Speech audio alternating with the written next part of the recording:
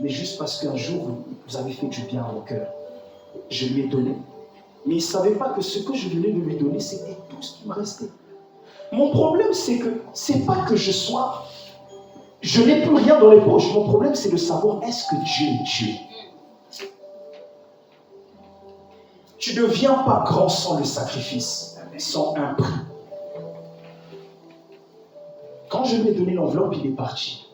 Mais il s'arrête au bout du chemin, il fait demi-tour, il me serre dans ses bras. La première fois qu'on me faisait un câlin, je ne connaissais pas c'était quoi. Il me serre dans ses bras, il prie, et il me laisse, il repart. Mais il s'arrête encore, il revient encore. Il me dit, donne-moi ton numéro. Le lendemain, je devais payer mon loyer.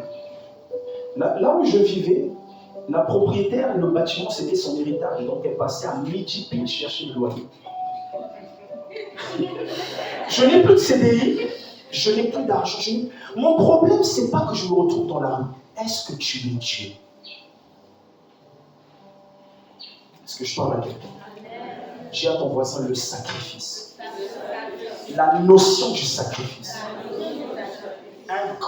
Tous les grands ont expérimenté la notion du sacrifice. Et j'étais sur Paris et mon téléphone sonne. Et c'était l'évangéliste Charles Talia.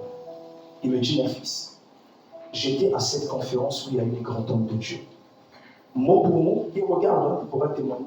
Mot pour mot, tu es la seule personne qui m'a vu. Il m'a donné un verset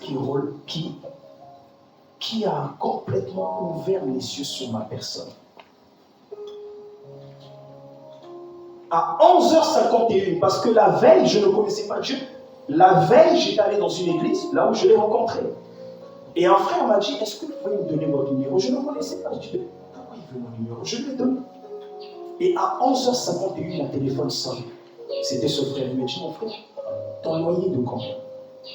J'ai dit, c'est de 680 euros. Je ne sais pas, ça fait combien en français pas. 680 euros. Pratiquement 1000 euros. Le frère me dit, je te prends en charge pendant une année. Le frère payait son loyer. Et il payait aussi mon loyer pendant un an. Dès que les 1 an se sont achevés jour pour jour, une musulmane lui a donné un pavillon. Alléluia. Quand ce frère, j'ai raccroché, j'ai dit à Dieu, je te suivrai jusqu'à ma mort. Et c'était ce jour où j'ai donné ma vie à Dieu. Alléluia. Et quelques mois après, c'est là où l'évangéliste Charles Taligano m'a appelé. Mais il ne m'appelait pas encore fils. Il me disait, mon ami, ça va? Gloria, ça va, Gloria? Et un jour, il m'appelle chez lui. Il me dit, mets-toi à genoux. Il me dit, mon fils, c'est là où j'ai compris. Je venais d'avoir un père. Alléluia. Je venais d'avoir un père. Et un père comme lui, ce n'est pas facile. Maman, elle est là pour témoigner. C'est des pleurs. Mais j'ai toujours été dans la soumission. Parce qu'il y a quelque chose en lui qui appartient à ma vie. On a essayé de dissuader Élisée. Élisée, ton père va partir. Élie va partir. Élisée a dit, je sais qu'il va partir. Il leur disait, taisez-vous. Pourquoi? Il connaissait son père. La plupart d'entre nous, nous ne connaissons pas notre père spirituel. Nous ne le connaissons pas. Nous nous disons seulement, je viens à l'église, c'est juste un père. Non. Il y a des choses qui appartiennent à ta paix qui sont en lui. Que tu le veuilles, quel que soit son comportement, il y a des choses qui appartiennent à ta paix qui sont en lui. Élisée savait que son père partait. Mais son problème, ce n'est pas dans la tristesse, papa va partir, non. Qu'il parte, ce n'est pas mon problème. Mais que ce qui est à lui, il ne part pas avec mon manteau. Que mon ministère ne part pas avec moi. Alléluia. Je suis venu au Bénin, j'ai dit, papa, je pars au Bénin. Il m'a dit, tu pars chez qui? J'ai dit, non, je pars chez maman Lola et chez papa. Il m'a dit, c'est des personnes que je connais. Gloire à Dieu. Il a dit, je vais venir avec toi. Je dis, non, papa, tu as pris des engagements quelque part, respecte-les. Là où je pars, ce sont des pères. Ils vont prendre soin de moi. Alléluia. L'obéissance, peuple de Dieu. L'obéissance. Vous le connaissez, le grand patriarche, mais je le connais dans son plus grande intimité. Alléluia. Dans son plus grande intimité. Un père ne te fait pas rentrer dans son intimité si tu n'es pas obéissant. Alléluia. Je voulais vraiment vous donner cette notion du sacrifice et de l'obéissance et de la soumission. Alléluia. Quelque chose qui te coûte. Amen. On a dit à Moïse, Moïse, va délivrer mon peuple. Moïse a dû quitter son confort, a dû quitter sa femme, a dû quitter ses enfants. Il y a un prix à payer.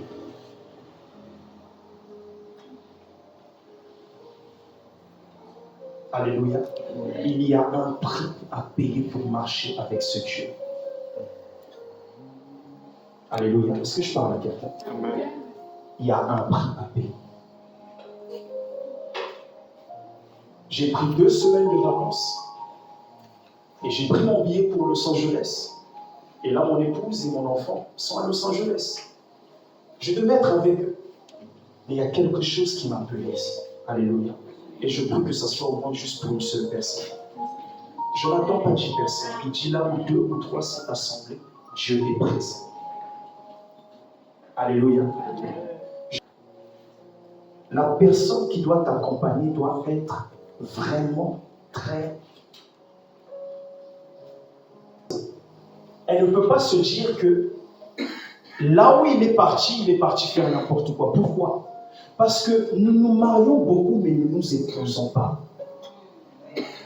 Beaucoup se marient, mais ne nous épousons pas. Est-ce que je parle à quelqu'un? S'épouser, c'est épouser aussi ce que la personne est. Mon épouse n'a pas que épousé Gloria, a épousé aussi l'homme que Dieu a dit que je suis. Ce qui ramène la stabilité dans un foyer. Et on a une femme qui a fait l'expérience, qui nous a donné cette intelligence, c'est Esther. Comment se fait-il cette femme, pour parler à son mari, elle va jeûner? Parce que l'intelligence en est que quand le mari a le roi, c'est plus mon mari, c'est mon roi.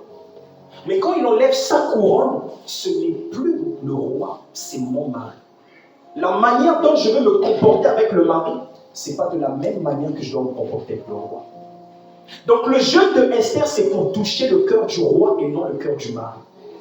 Parce que la seule personne qui était habilitée d'arrêter le projet de Haman, c'était le roi, pas le mari. Quelle intelligence! Quelle révélation! Aaron n'a pas eu cette intelligence. Ils ont critiqué le choix que Moïse a pris une femme éthiopienne. Mais ils ont oublié que Moïse est notre frère, mais il est aussi un homme de Dieu. Et c'est ce qui nous manque dans le foyer. Tu es marié avec qui? Qu'est-ce que Dieu a dit à cette personne? Qui il est? Et ce manque de révélation crée de la discorde dans le foyer. Voilà pourquoi beaucoup sont frappés de lèpre. Pourquoi? Parce que tu n'as aucune révélation que Dieu a mis à tes côtés. Et mon épouse a épousé ma vision, la vision que Dieu a mis sur moi. Voilà pourquoi elle peut aller en vacances avec ma fille seule et me laisser venir au Bénin. Alléluia. Voilà pourquoi elle peut partir et me laisser venir ici. Après 2 ans sans vacances. Pensons pas, moi je me disais, je viens chez ma maman et je viens me reposer. Et c'est là tous les programmes. C'est là où Papa Charles m'appelle et me dit non, il y a mon fils, le patriarche Ernest, va le rencontrer. Je dis mais papa, moi je pars pour me reposer. Il m'a dit il n'y a plus de repos. Il n'y a plus de repos. Alléluia. Incline la tête. C'était pour interpeller ta conscience. Rentre en toi-même ce matin. Jésus.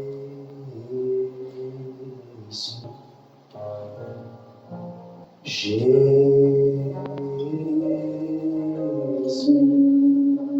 Jésus, Jésus. Jésus, Jésus.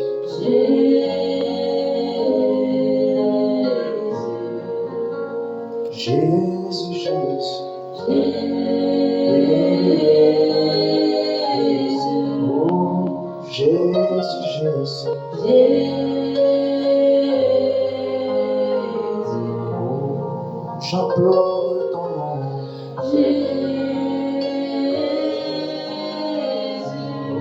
Je supplie ton nom. Rentre en toi-même, l'Église. Rentre en toi-même. Je m'attends à toi. Rentre en toi-même. Tu es peut-être venu seul, tu as laissé ton mari, ta femme, à la maison, tes enfants. Prie pour eux, prie pour eux, prie pour eux. Prie pour eux. Tu prépares un voyage. Prie pour ton voyage. Honore ce voyage. Tendre les bagages. Dis Père, je te donne ce voyage. Tu vas rencontrer quelqu'un.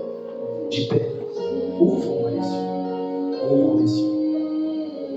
Oh Jésus, Jésus. Oh, j'implore ton nom. C'est le nom de la révélation, le nom de la puissance. Quelles que soient les montagnes qui se lèvent, ce nom est le nom de la puissance, le nom de la délivrance. Et ce nom qui nous a réunis ce matin. Jésus, Jésus, Jésus.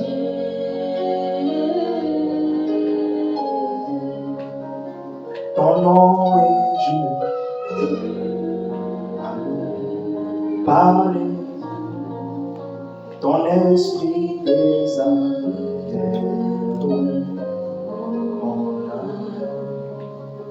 Ta parole est mes pensées.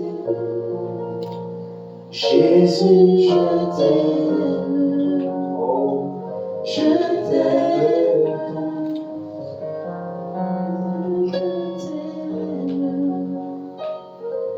Prie, dis à Dieu, Père, je m'attends à toi. Permets que ce qui sort de la bouche de cet homme ne puisse pas provenir de l'eau, mais parle-moi personnellement. Je m'attends à toi. Je ne suis pas venu comme un dimanche religieux, que tous les dimanches je crois à l'église, non.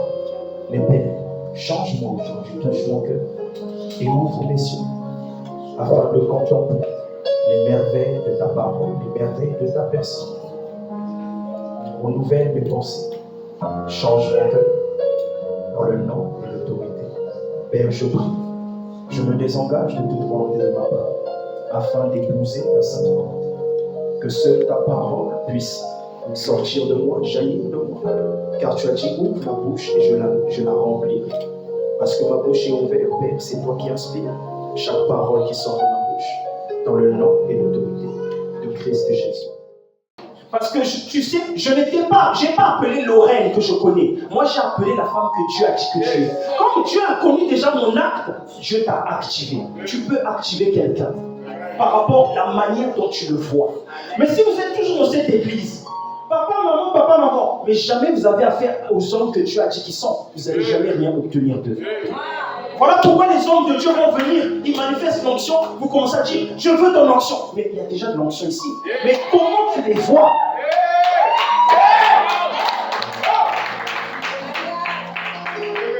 Tout est là.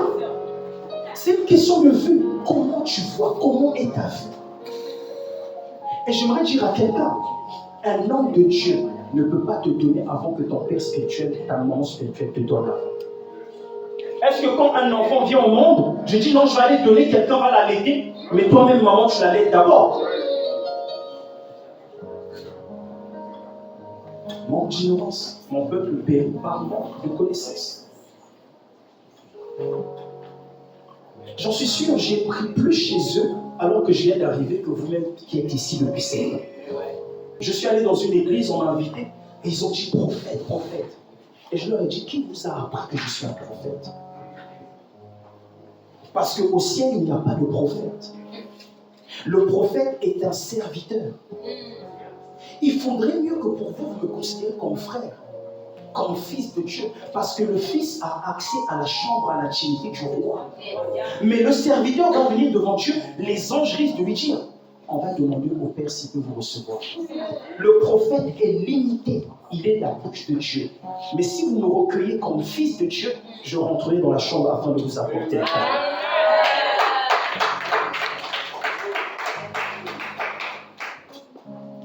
Alléluia. Ce qui nous manque, c'est la révélation des gens. Et cette soeur a prophétisé, a prophétisé, a prophétisé. Je l'ai dit, parce que quand je t'ai appelé, pendant que tu prophétisais, moi j'ai dit à Dieu, j'appelle cette soeur, je veux t'entendre dedans d'elle. Donc pendant que tu prophétisais, je ne faisais qu'écrire.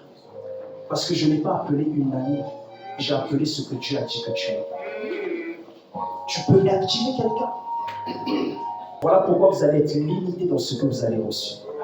Mais si vous m'avez reçu en tant que fils de Dieu, parce qu'il a dit aux disciples, je ne vous appellerai plus mes serviteurs, mais je vous appellerai mes amis. Et ensuite, il nous a introduit au fils.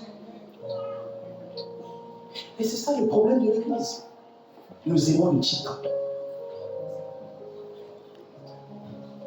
Et beaucoup des titres ne le verront pas. Nous aimons les titres. Nous aimons les titres. Alléluia. Nous aimons les titres. Archonge Bishop. Et je crois que c'est au Gabon. Au Gabon maintenant, ils ont arrêté les affaires des prophètes. Maintenant, c'est Monseigneur.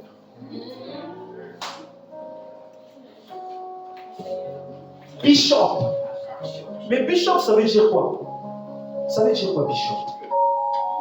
C'est même pas des saints ministères. Bishop, ça veut dire ancien. Mais aujourd'hui, on se rend compte que ce nom est tellement joli que c'est comme si c'est devenu un nom au-dessus des prophètes. Et... non, or que ça veut juste dire, c'est un papa qui est là depuis longtemps. C'est un doyen, c'est un ancien. Bishop. Vous voyez, le langage. Le langage. Prie à Dieu pour ton langage. Je suis malade, je suis malade. Qui t'a appris que tu es malade? Incline la tête. Change de langage. Ta délivrance viendra de ton langage. Change de langage. Prie à Dieu. Dis, Père, pardonne-moi pour ce langage. J'étais en train de dire à chaque fois, ma maladie, ma maladie, ma maladie. Non, non, non. Non, non. Si je suis guéri. Je suis guéri. Par les meurtrissures de Jésus-Christ, je suis guéri. Proclame ta guérison. Ta guérison ne viendra pas d'un imposement de main des plus grands hommes de Dieu, non. Mais dis, Père, j'ai compris le problème, c'est mon langage. C'est mon langage. Je décide aujourd'hui de changer mon langage. Là où je disais que je suis malade, je ne le dirai plus. Pardonne-moi, Père.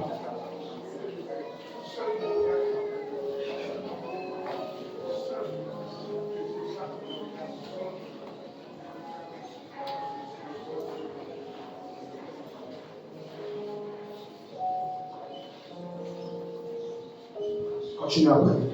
Demande pardon pour le langage. Je pensais que c'était les démons, les esprits, non? C'est le langage. Comment est ton langage? Comment est ton langage? Je suis pauvre, je n'arrive pas. Comment tu n'arrives pas? Change de langage. Je n'y arriverai pas, je n'y arriverai pas. Change de langage. Dans ma famille, il y a la stérilité. Et je porte aussi cette stérilité. Change de langage, change. Demande pardon à Dieu d'avoir proclamé la stérilité sur ta propre vie.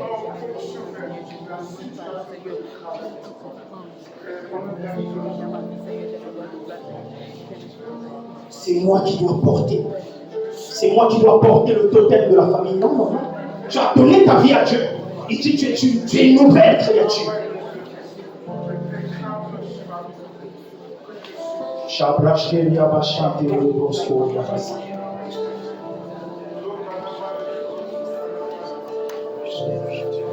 Change de langage. Décide que ton langage doit changer.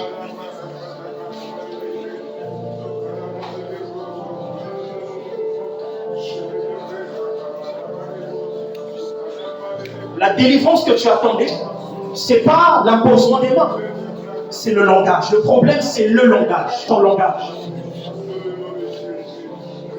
Je suis malade, je suis malade. Qui t'a appris que tu es malade? Adam, où es-tu? Je suis nu. D'où vient ce langage de la nudité? Change de langage. Lazare est mort. Il a refusé de porter le langage de la mort parce qu'il n'est pas la mort, mais il est la vie. Il a dit Lazare dort. Nous avons condamné des gens dans une maladie. Amen. Alléluia. J'étais à Paris. Maman m'a appelé. Elle m'a dit non, on a une soeur. Il faut que tu ailles la voir. Il faut que tu appelles papa. Il faut que vous ayez la voir. Parce qu'elle se bat avec un cancer depuis 2012, 2022. Maman Delphine. Papa Charles l'a pris au téléphone. Ils ont parlé, on a changé. Vous savez, les paroles de Papa Charles, c'était juste échange de langage. Sa guérison viendra du langage. Elle a porté ça.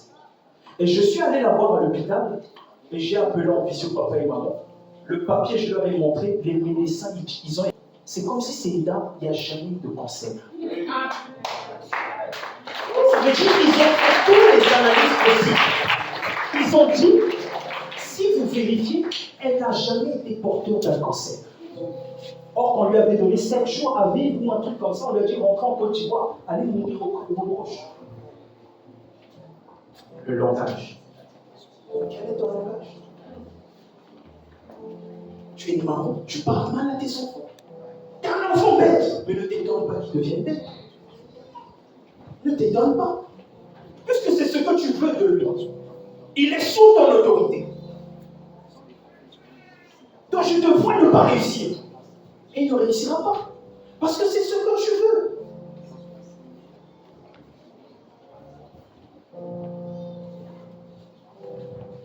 Mais comment les chrétiens nous reconnaissent? Vous voyez les musulmans ici? On peut les reconnaître comme musulmans marchand. On arrive à reconnaître. Mais les chrétiens nous reconnaissent. Vous savez, nous prêchons beaucoup pour ne pas être à l'image de ce que nous prêchons. Mais il est temps que notre vie soit l'évangile.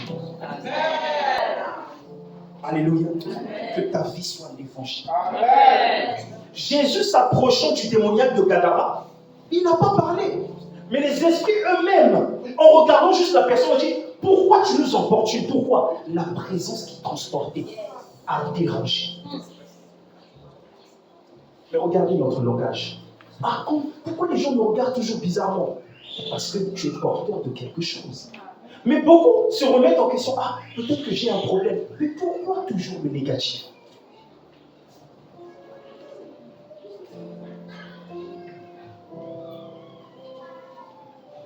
J'étais à la Défense.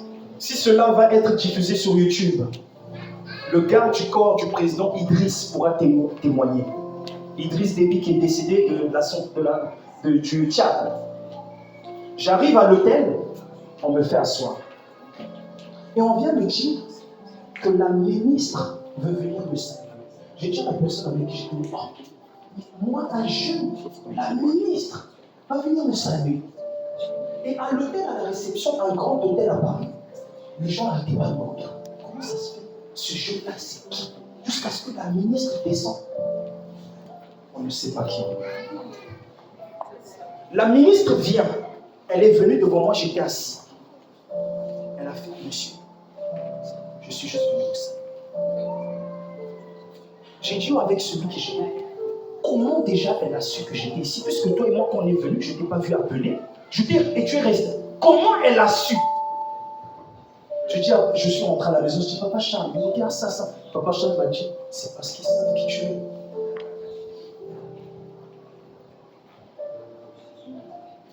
Ne te limite pas à un seul commerce.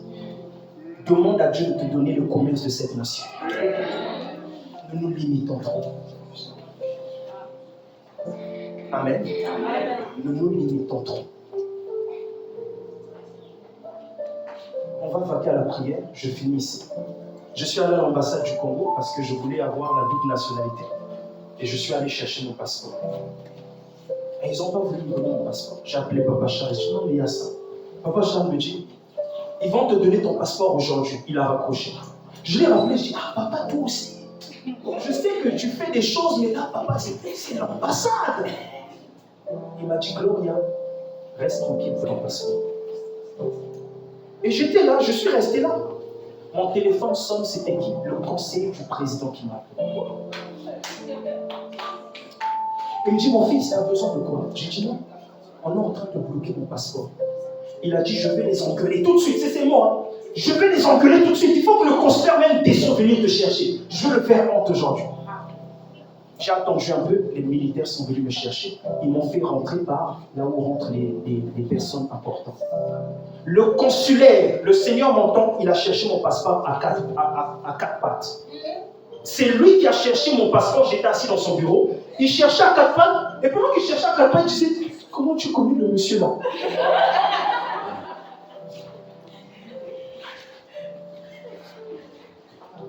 Et je suis sorti avec mon passeport. Alléluia. On va prier, incline la tête. Incline la tête. Et...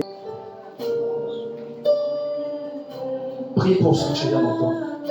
Prie. Prie sérieusement. Non, Dieu ne sait pas ton cœur. Prie vraiment. Il est en train de te tendre la main.